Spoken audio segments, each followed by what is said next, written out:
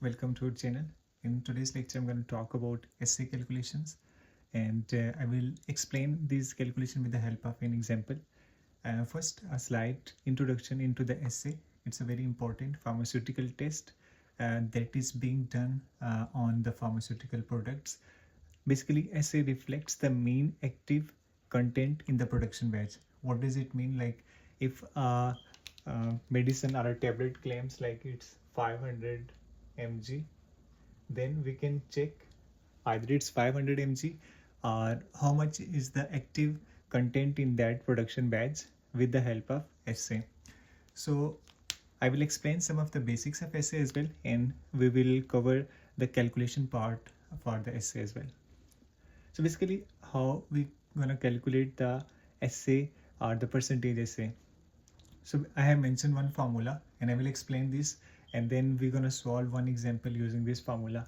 So first of all, for calculating percentage assay, first you need test area or absorbance, or standard area or absorbance. What does it mean by test area or absorbance? So if you are calculating assay using HPLC, then you will use test area. Absorbance is used when you are calculating assay using UV. So through UV we use, like it's the same factor, but I mentioned why I mentioned test area. If we are doing the assay calculation using HPLC, then we use test area.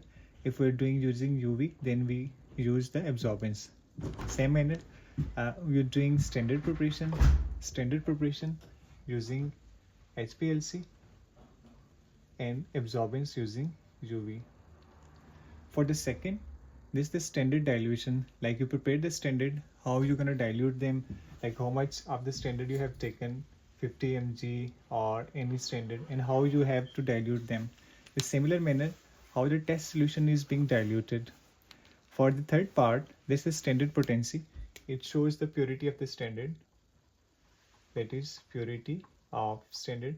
Mostly when you buy a standard, that should be mentioned on that, like how much purity is, mostly like 99% or 98%. It should be mentioned on that standard. Divide by 100, and then the average weight. When you're doing assay, you are basically doing for the 20 tablets. So for 20 tablets, you already know the average weight of that specific batch. Then the label claim, start whatever the product that you are doing. Like if you are doing ciprofloxacin hydrochloride, ciprofloxacin, that is 500 mg. So you are calculating, label claim is already on the batch.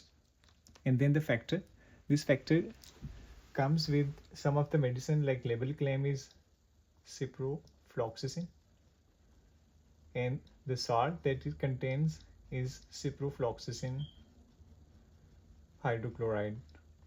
So we have to convert, because this contains the label claim and this is the actual salt that is present in that tablet.